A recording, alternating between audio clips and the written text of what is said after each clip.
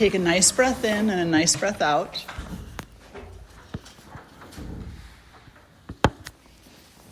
Allow yourself to arrive in this moment.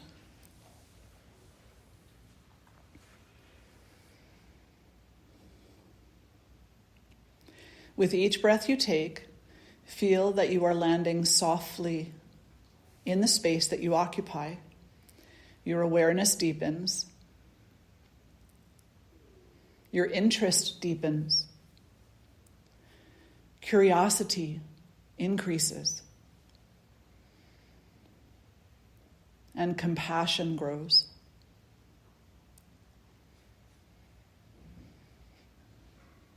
With each breath you take, perhaps you can catch a glimpse of the peace that exists within you.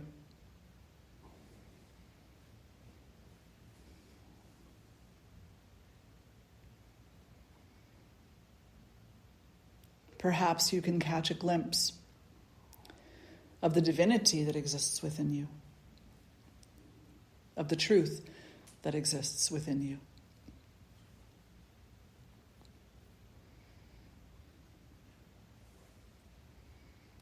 And draw the hands together in front of the heart. And we'll lift our voices in one communal Om, followed by the invocation mantras. If you know them, please join. Otherwise, just listen. Taking a breath in for Om. Om.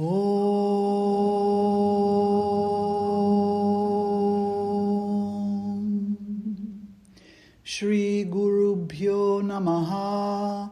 Hari Om.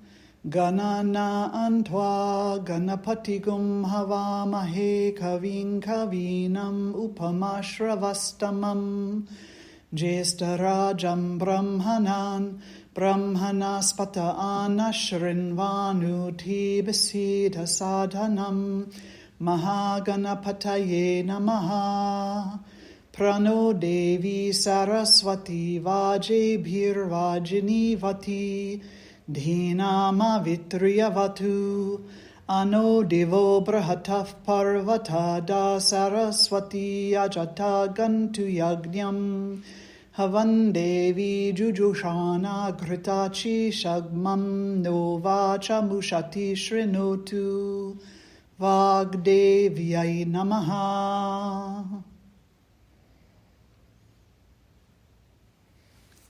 Releasing the hands down, fluttering the eyes open. So I'd like to say welcome and to a wonderful group from Alvernia. Very nice to have you join us today, and welcome to our regular students who are coming in. It's so good to see everybody. So we begin the Wisdom Circle with invocation. And why do we do that? Well, for inspiration and for connection. The first one is the invocation to the Guru. The word guru is a very special word. When we translate it from Sanskrit, which is the language of yoga, we find out that the word guru actually means heavy. It actually means that which has a weight to it. And so the teacher's teachings have a weight to it. They actually have such a profound weight to them that they have the potential to support freedom from suffering, to support alleviation of ignorance, to support us on our spiritual path, coming to know the self, to rediscovering inner peace, harmony, and unity. So the initial thing that we do is invoke the Guru. Now, who is the Guru? Well, God is the Guru, correct? God is the Guru.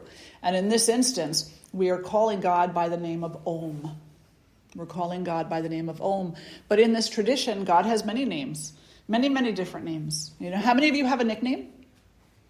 How many of you have 2 nicknames? 3, 4, 10. Right? Well, I suppose you could say God has many nicknames.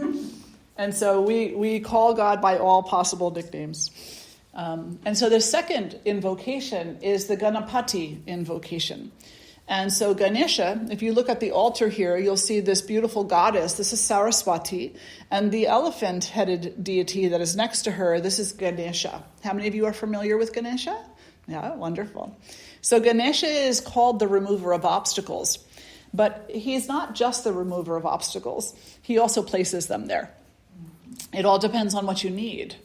And most oftentimes, rather than removing them, he will actually inspire you to learn how to remove them yourself.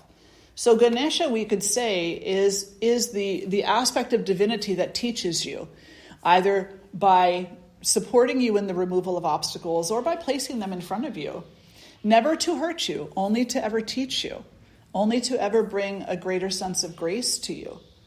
And additionally, what many people in the West don't know is that Ganesha, also called Ganapati, is the Lord of mantra, the Lord of sacred sound. So it's the aspect of divinity that is represented in sound. How many of you chant? How many of you pray? Well, prayer is sacred sound. And so in this aspect, we say that Ganapati, or Ganesha, is the essence of that sound, whether it's coming through chant, by way of Sanskrit, or by prayer in any language, really, It's the essence of the sacred within the prayer, no matter what tradition that is from.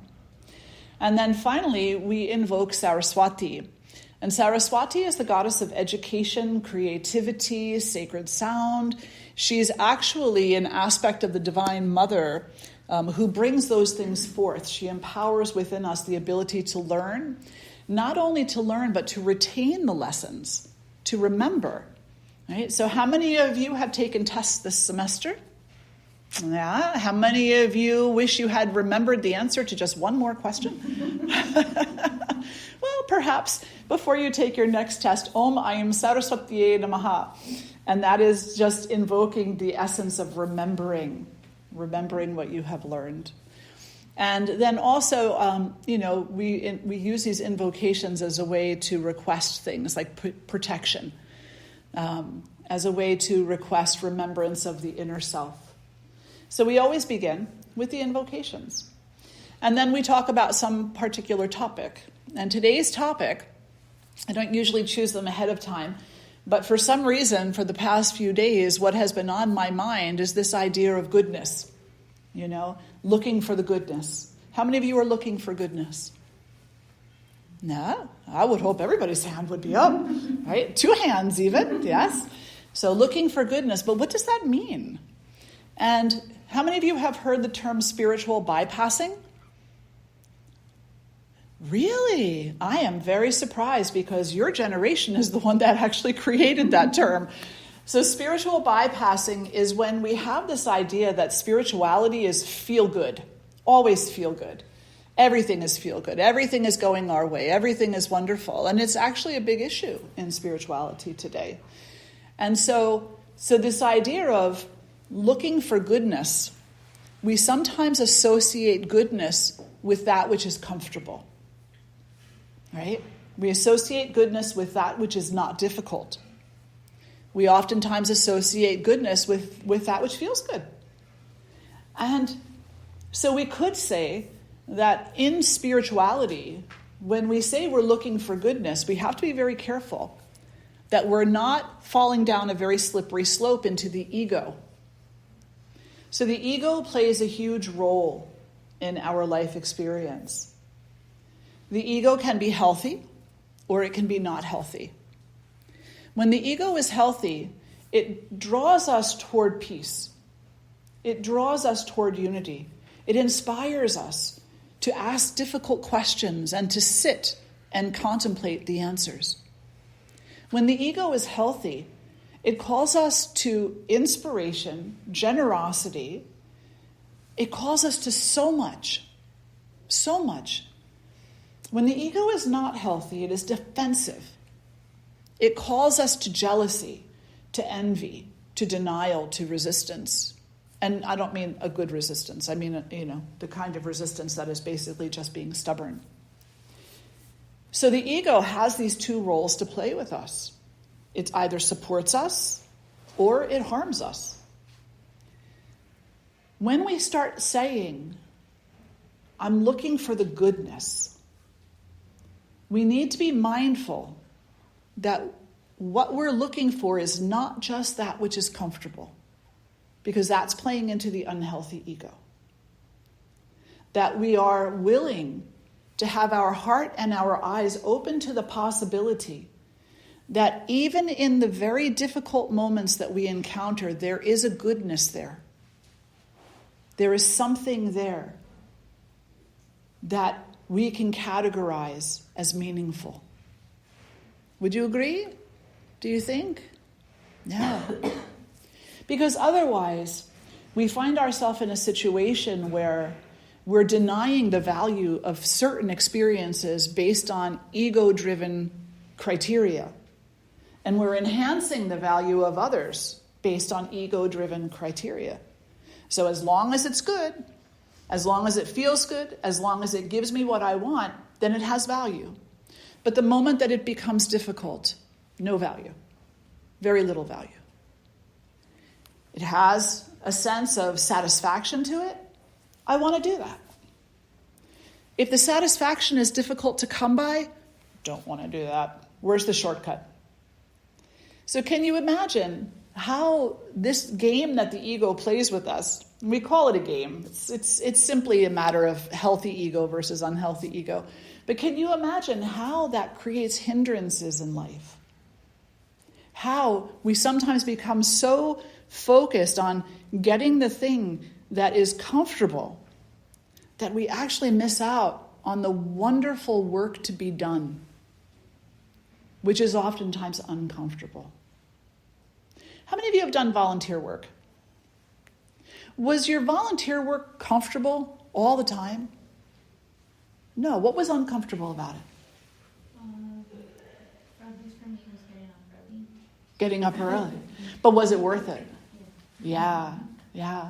Anybody else have an uncomfortable experience with volunteerism? Have any of you gone away to do volunteer work into, another country or another area where you didn't know people, didn't know the customs or the ways, or maybe even what it was you were supposed to be doing?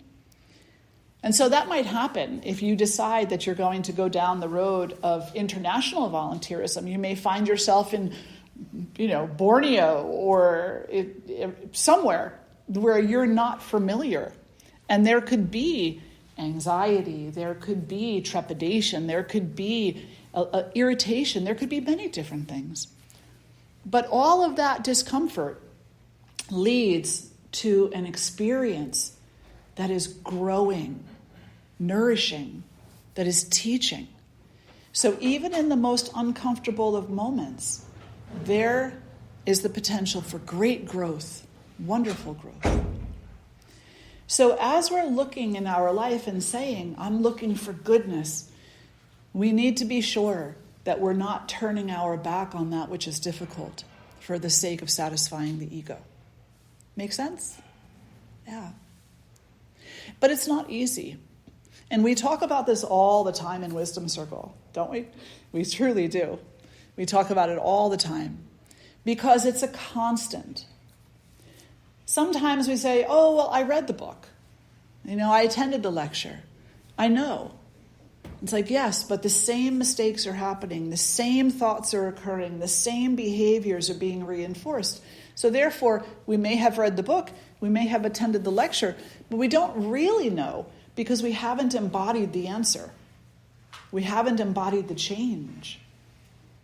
So in this tradition, and in most traditions, I do believe, there is an understanding that whatever truth it is that is being taught cannot be completely understood unless the process is embodied.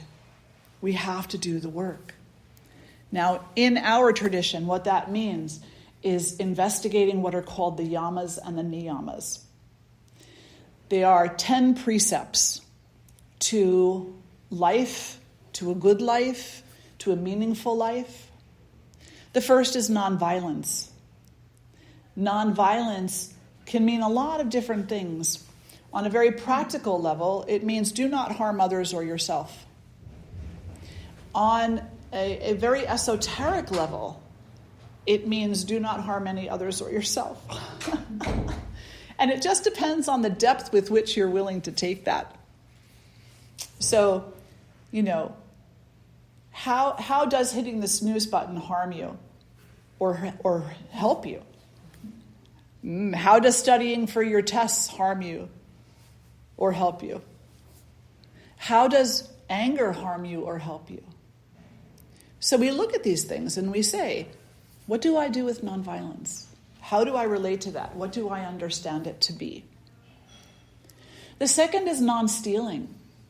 And so the practical aspect is don't take what doesn't belong to you. But there's other ways to steal. Not just taking a material thing.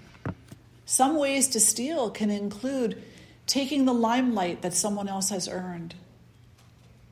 Imposing yourself into a conversation and stealing someone else's attention. Intellectual rights, huge issue. Plagiarism, right? So non-stealing is called asteya in Sanskrit. Then we have truthfulness. And on the very practical level, it's don't lie. But on a little bit more of an intense level, it means don't deny. So to lie and to deny are related. But to lie is to use your voice to say something that is not true. To deny is to use your thought to think something that is not true. And the number one example that we can give for our practical day-to-day life is gossip. Gossip is to deny the truth of another human being as being radiant with light, goodness, potential, connected to you somehow. So gossip can be so very harmful to us, absolutely harmful. And gossip can take away from us the opportunity to see the goodness in another human being. You've all watched those television shows, right? Where everybody's like around the water cooler at 4:45 just before they get out for the day, and they're talking about somebody in the office, and the things that they're saying are so harmful. And in that harm, what they're doing is violating the first two yamas. They're violating nonviolence because their words are violent, and they're violating non-stealing because what they're stealing is the potential for individuals involved in that conversation to see the radiant light of another human being by clouding it with something that is potentially untrue. Because I don't know about you, but I've never really found gossip to be true. Maybe in very rare instances, but very rare. And then we come to economy of energy. And this matters for every single person, no matter what their age is. Many of you here are quite young and you have great energy. Lots of energy. You can stay up all night studying, cramming everything into those 3 days before your exam rather than meeting it out over the semester, right? But the economy of energy says, try not to do that which drains you. So if it leaves you feeling tired, lethargic, if it leaves you feeling uninspired, irritated, angry, if it's something that is taking your energy from you, then maybe take a good look at that and ask yourself, would I be better empowered to see and to reflect on the goodness that does exist if I wasn't so pissed off at myself? If I wasn't so irritated in this moment because I waited till the last minute to do all of the work that has to be done. I, for one, am very guilty of this. I am a type A personality, so I have a very strong tendency to overbook myself into a lot of different projects. And then at the last minute, I'll realize I have to get caught up on something because I didn't organize my time really well, And then in that, there's stress. And in the stress, there is irritation. And in the irritation, there is resistance. And in the resistance, there is the capacity to forget goodness and to focus instead on what is not good. I'm late, I'm this, I'm that. The world is this, the world is that. Is that making sense? Yeah. So these yamas and niyamas, they're pretty practical, aren't they?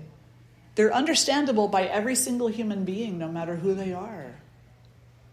The fifth one is not grasping.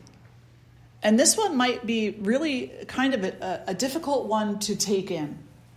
Because on the practical level, it's try not to be attached to things.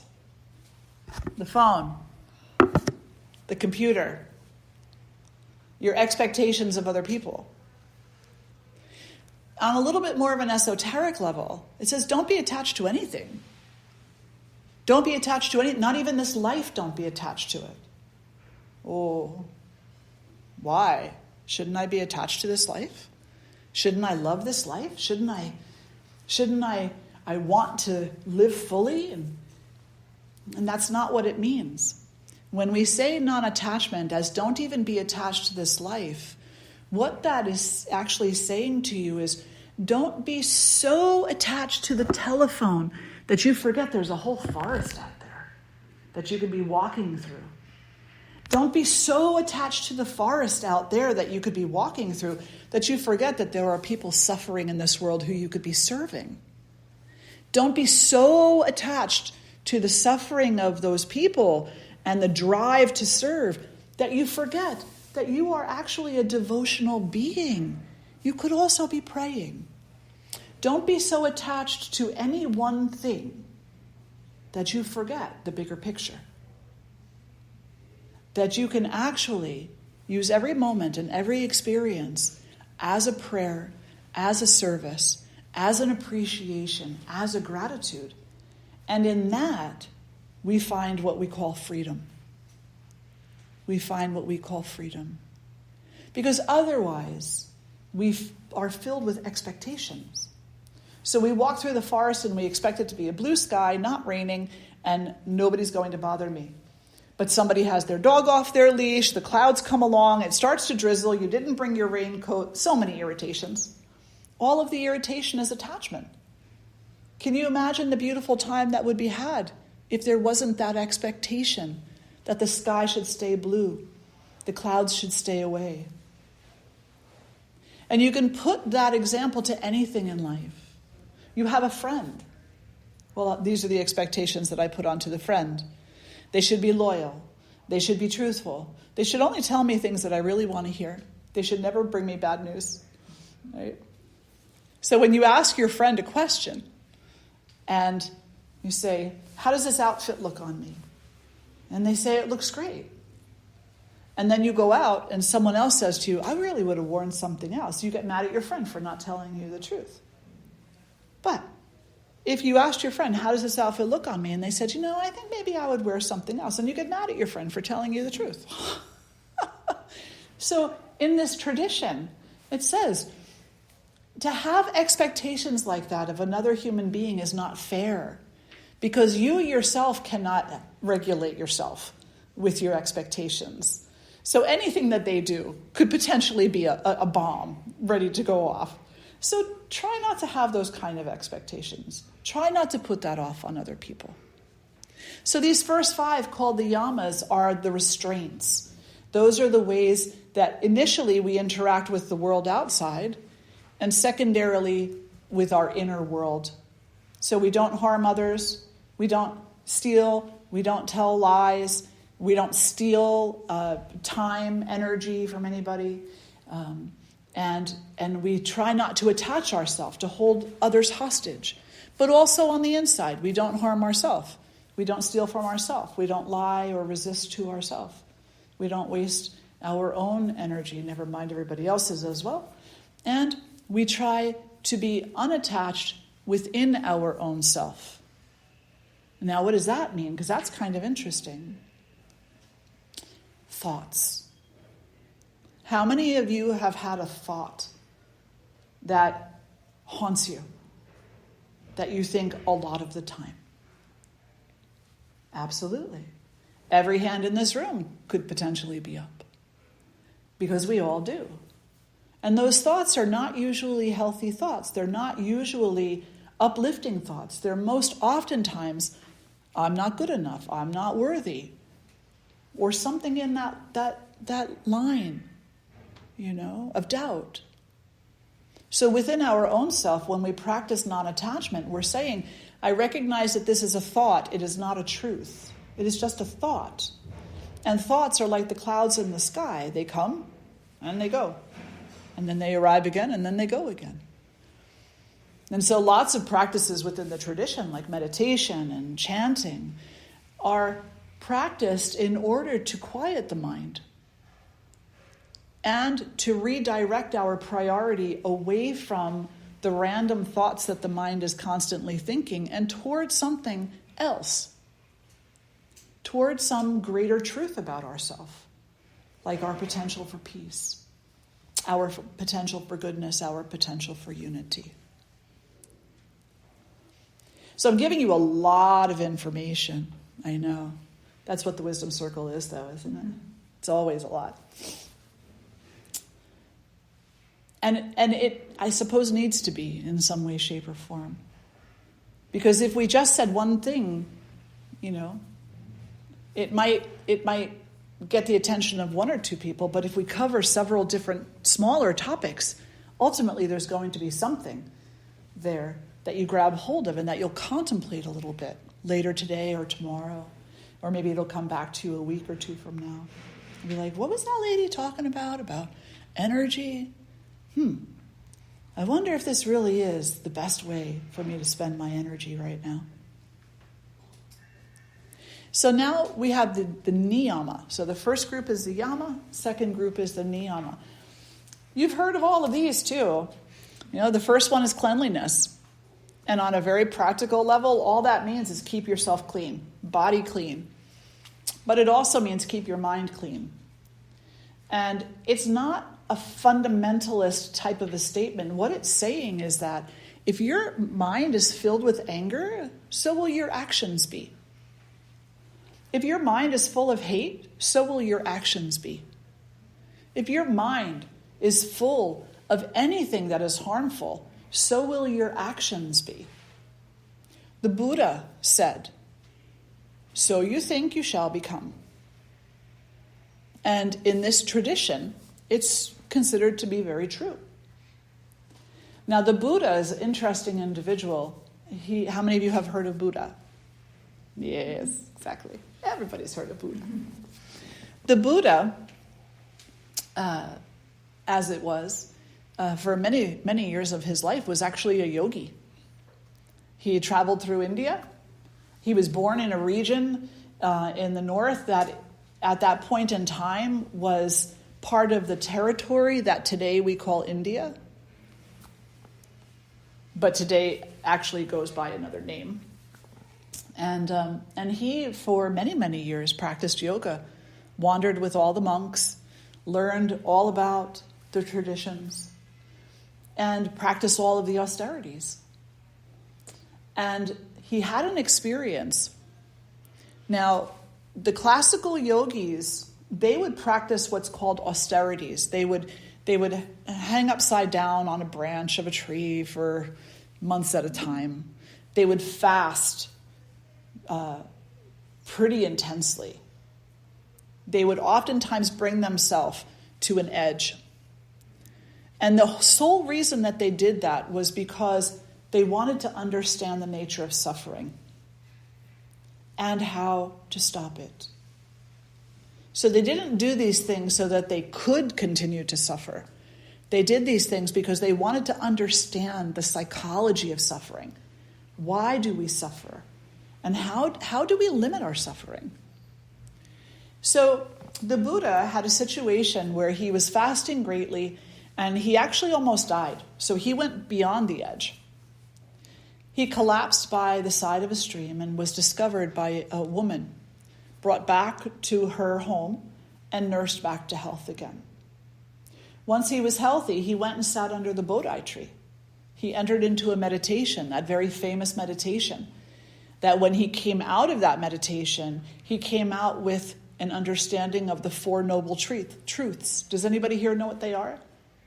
What are the Four Noble Truths? The first one is that suffering exists. That's the first one.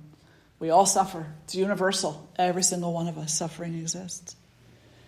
Suffering doesn't have to exist, is the second one. It doesn't have to. The third is that there is a path or a process to limit and perhaps even eliminate suffering. And the fourth truth is that that path is called the Eightfold Path of the Buddha. And believe it or not, the Eightfold Path of the Buddha is very similar to the Yamas and the Niyamas, of which there are 10. So these things are absolutely related to one another. He took what he learned from the yogis and he integrated this into his own teachings. So, circling back around again, cleanliness. Not just clean body, clean mind, clean perception, clean way of thinking. And also the ability to have clean relationship.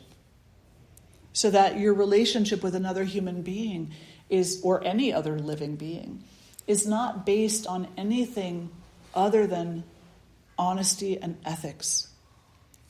And what that means is, I will not harm you. You do not need to be afraid of me. I will not harm you. That is the vow that I've taken.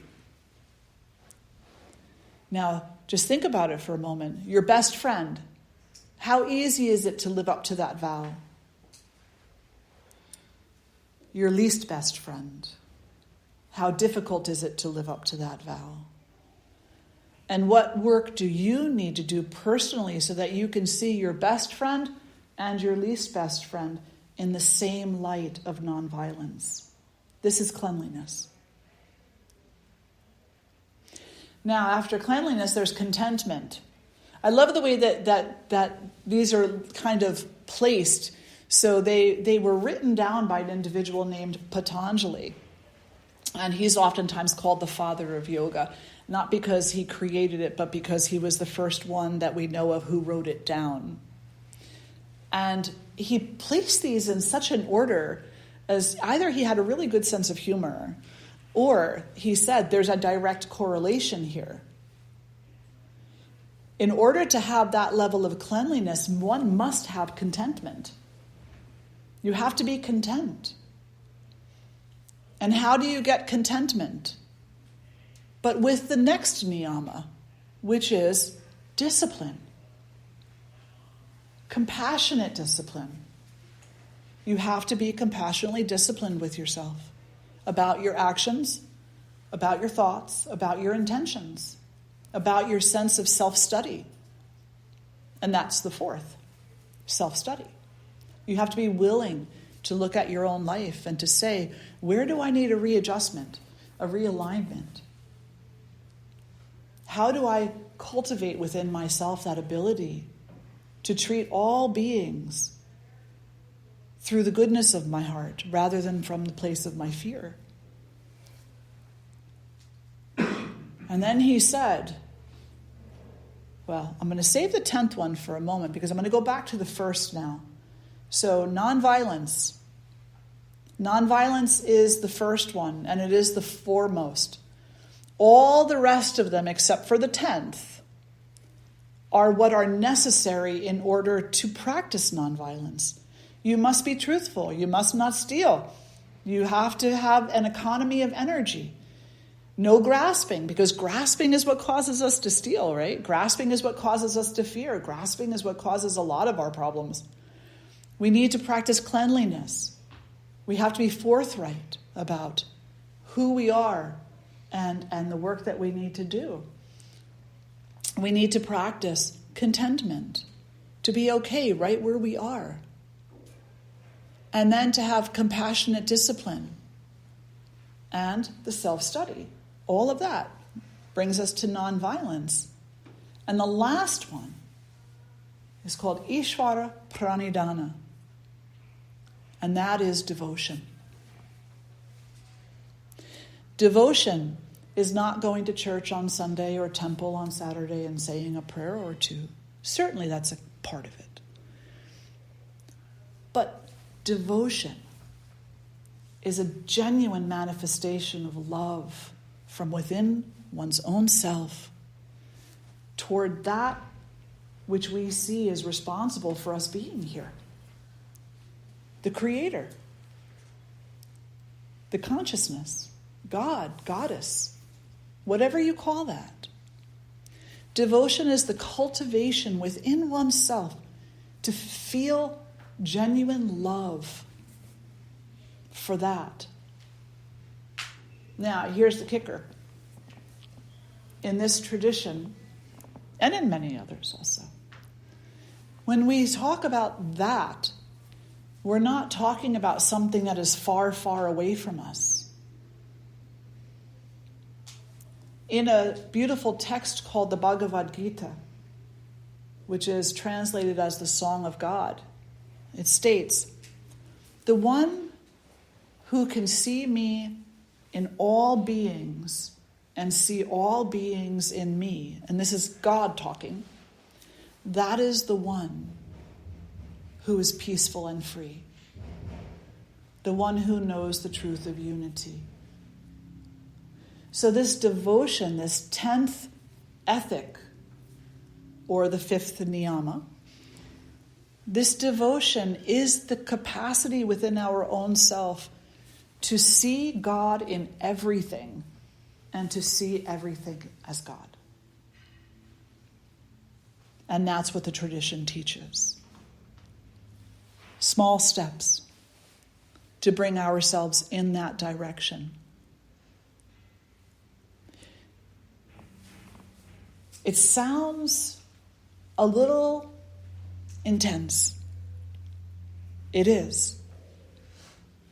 But perhaps not in the way that most people initially perceive it.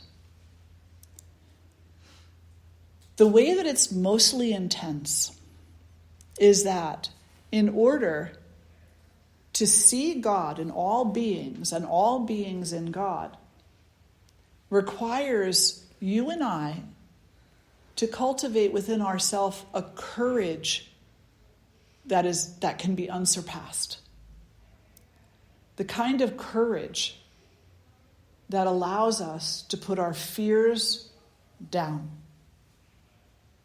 and to lift the heart up. This tradition is a very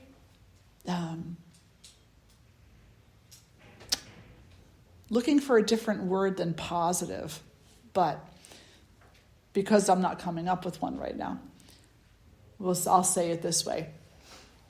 This tradition is oftentimes misunderstood as being very strict, very cold, very demanding, very, very strict. But actually, this tradition is full of love. It is full of potential and embracing that potential. It's full of a challenge. The challenge for each and every one of us to be distracted less and present more, to hate less and love more, to look at our differences less and to recognize what connects us more, to be selfish and greedy less, to be generous more. Whatever it is that violates those 10 ethics, to do those less and to practice the ethics more. And then, at some point in time, perhaps many points in time, to reflect on how you feel as you're going through that process and to empower through that assessment, through that internal inventory. Does this practice bring you greater happiness, true lasting happiness and peace? And the answer, inevitably, for most people eventually, is yes. But for many, initially, it won't be. For many, they'll be uncomfortable because change is uncomfortable. And yet it's the only thing that there really is that is always happening. But change is uncomfortable. And so they get a little afraid. And they say, I don't know if I like to look at myself. I rather blame other people. I'd rather say that it's their fault. It's not my fault. Because if we say it's my fault, it's my own fault. Because of the way that I let my thoughts run away with me. Because of the way that I let my actions run away. Because of the lack of control that I have over my own expectations. The moment that we're faced with that truth, we have to do something with it. And many times in the world today, we don't have the skills necessary to do something with it that will actually help us to feel better. Instead, we just reinforce the negative thoughts and say, well, I guess I'm really not a good person then, or I'm not worthy, or I'm not this, or I'm not that. Now, I'm going to do a time check real quick. Okay. So before I ask you if you have any questions, I'll just say this. If for just a moment we looked at those really hard questions that we need to ask ourselves, if we looked at those questions as actually being the key to the experience of our own freedom and of our own happiness, wouldn't they be worth asking? If we stopped looking at those questions as ways to feel badly or poorly about ourselves, instead, if we just acknowledged everybody is violent at some point or another, what can I do to change the tendency in myself? Everybody is discontent at some point or another. What can I do to limit that? Everybody is resistant at one point or another to the truth. What can I do to allow myself to be a little bit more open to it? Just a little bit. Am I courageous enough to take that step into knowing, into realizing? Or do I prefer things the way they are? Boy, that was a lot. Yeah. What questions or reflections do you have?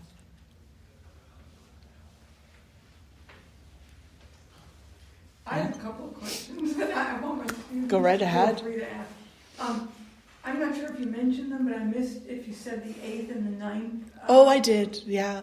So of the Niyamas, the first one we talked about was cleanliness, then contentment, and then discipline, compassionate discipline, followed by self-study, and then devotion. Okay.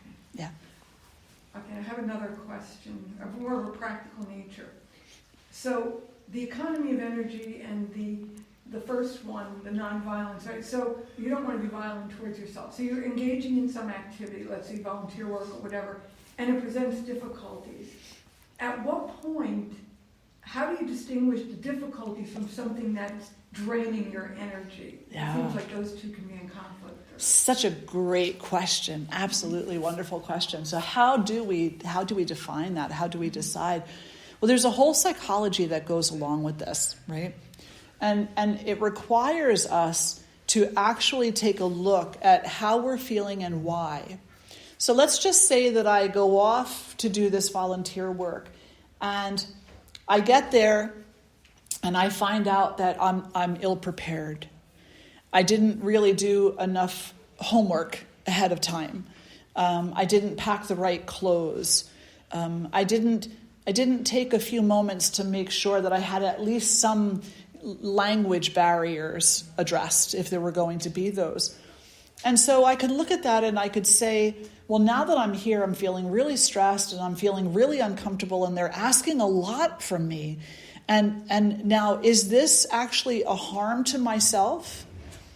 Or was not being prepared the harm?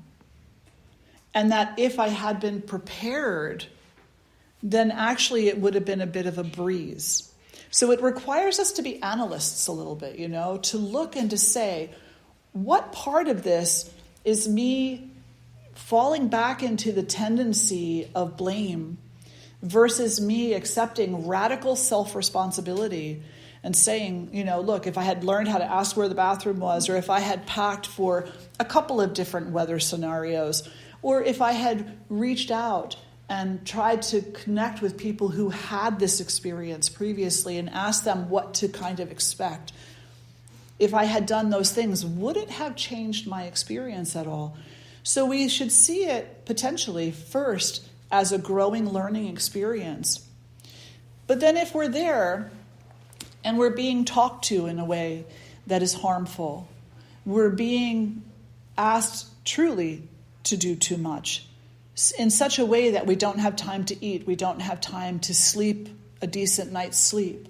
We're being put in dangerous situations. We absolutely need to address that.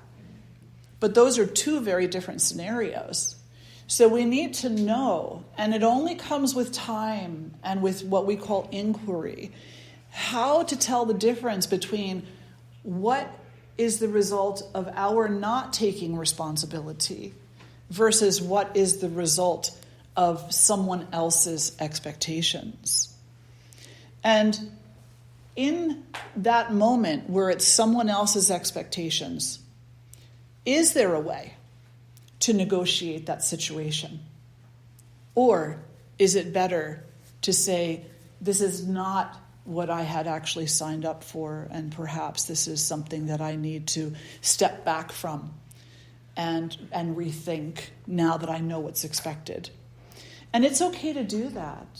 You see, we're really taught a lot in this society that if you have a change of heart, that it's not okay, that you made a commitment, you should follow through with it. But the reality is, if you have made a commitment and you get into a situation, let's just say you accept a job as a front office manager, but you get there and they want you to be the janitor.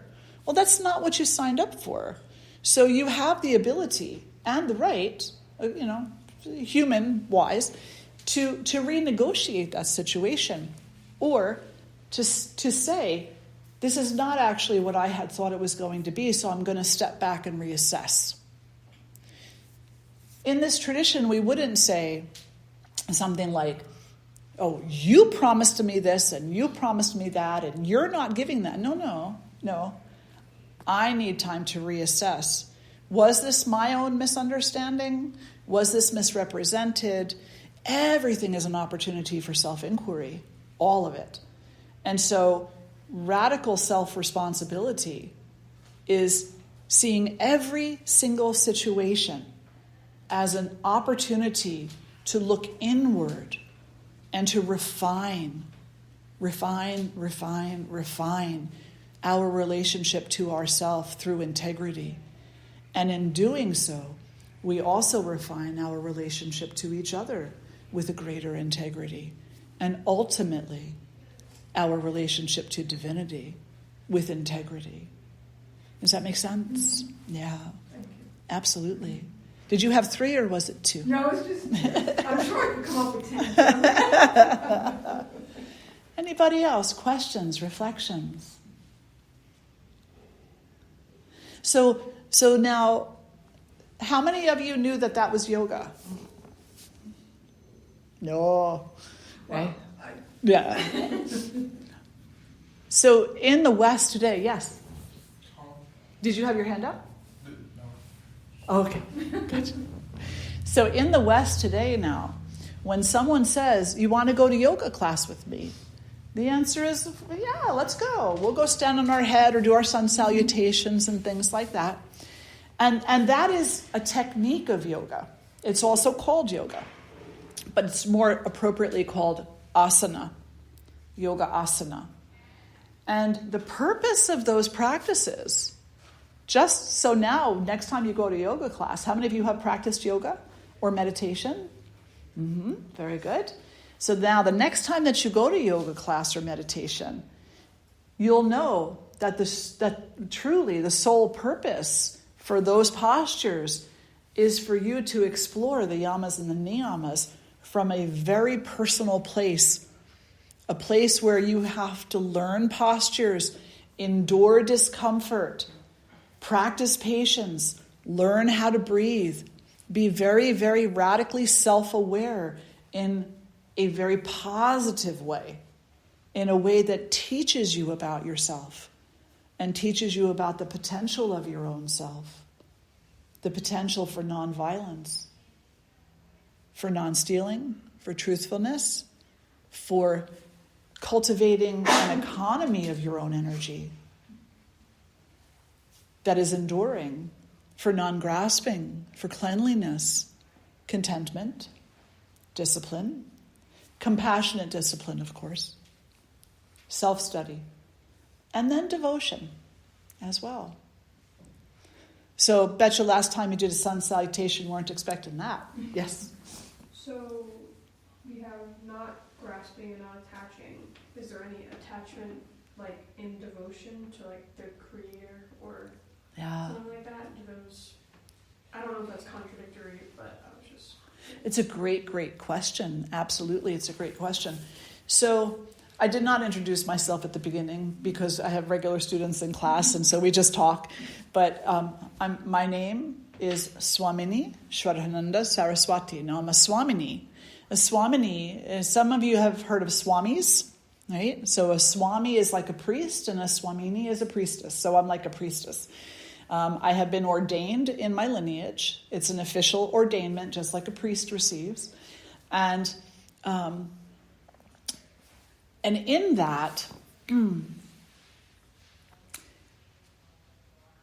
there are just as many Swaminis and Swamis in the world as there are priests. There's one Swami. His name is Swami Satsang. He's no longer in his physical body. He wrote many books in his lifetime.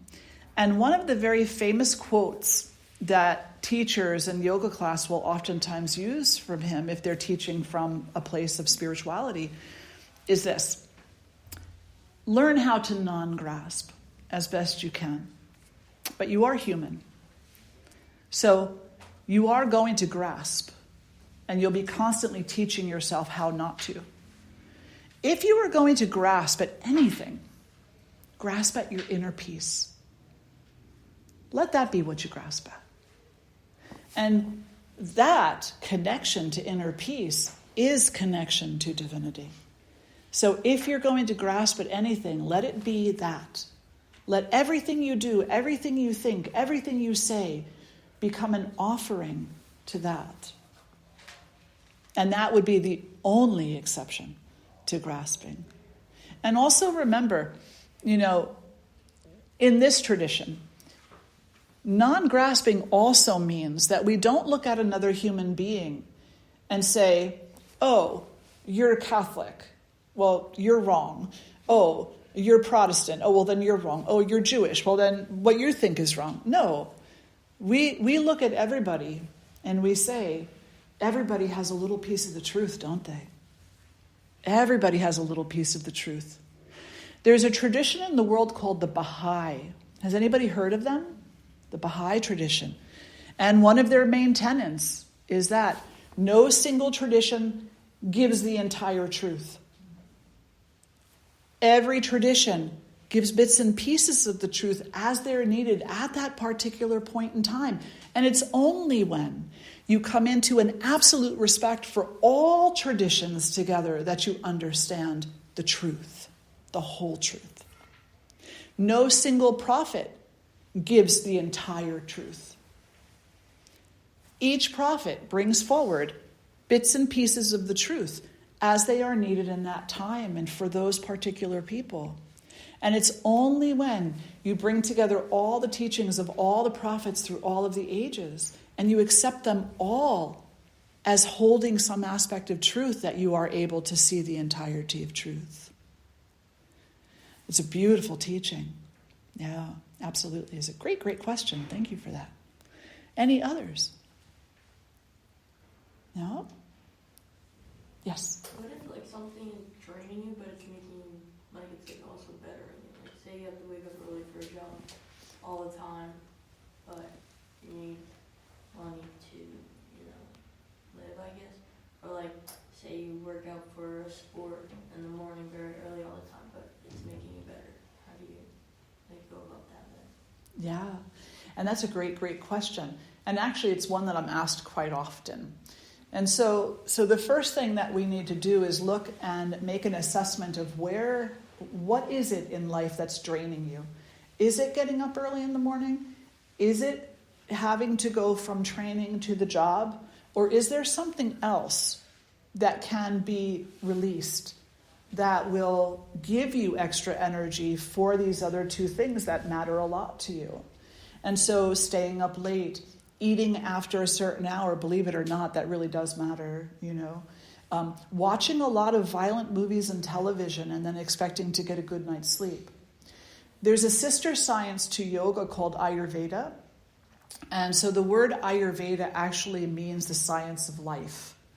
And Ayurveda is a very vast science, but it addresses these types of things. And it says, whatever you see, hear, smell, or taste, whatever you feel physically, is something that's feeding you. And just because it's feeding you doesn't mean it's nourishing you. The feeding could be depleting you as well. So the question would be, can you cut down on any type of violence that you're seeing in movies or television? Can you go to sleep a little bit earlier? Can you make your meals in such a way that they're at about the same time every day, but that your largest meal is around noon?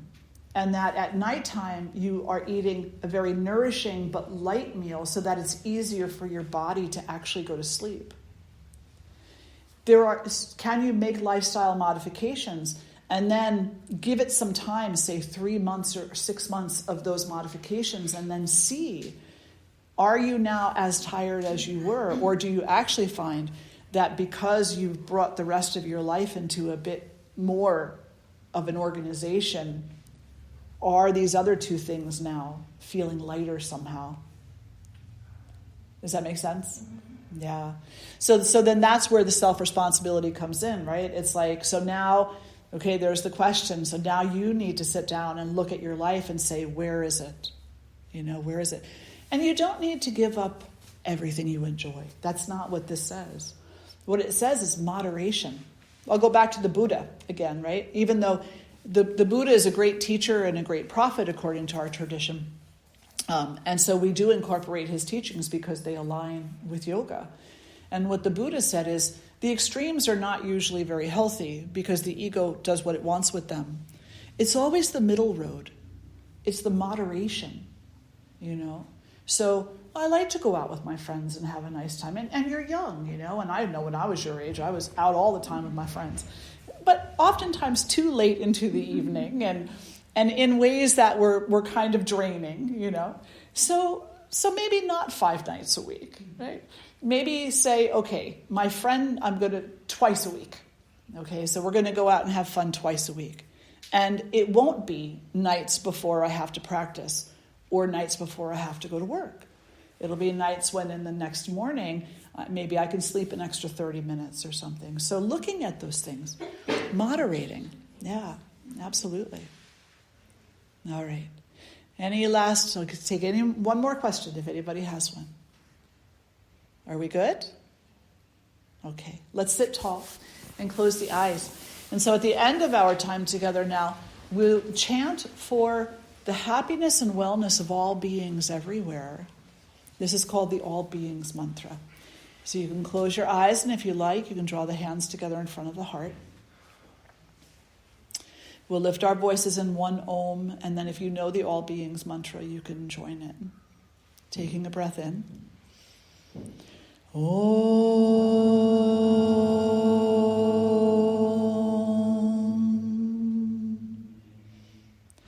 Loka samasta sukhino bhavantu. Loka samasta sukhino bhavantu. Loka samasta sukhino bhavantu. Om Shanti Shanti Shanti. Hari Om Shri Guru Bhyo Namaha. Hari Om. Now and always honoring your light and the light of all beings everywhere. Om peace, peace, peace. Thank you all so much for being here today.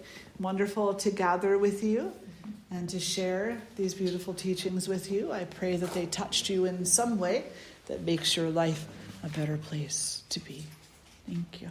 Wonderful. So thank you for organizing this, and thank you to Jaya for supporting this, organizing this event.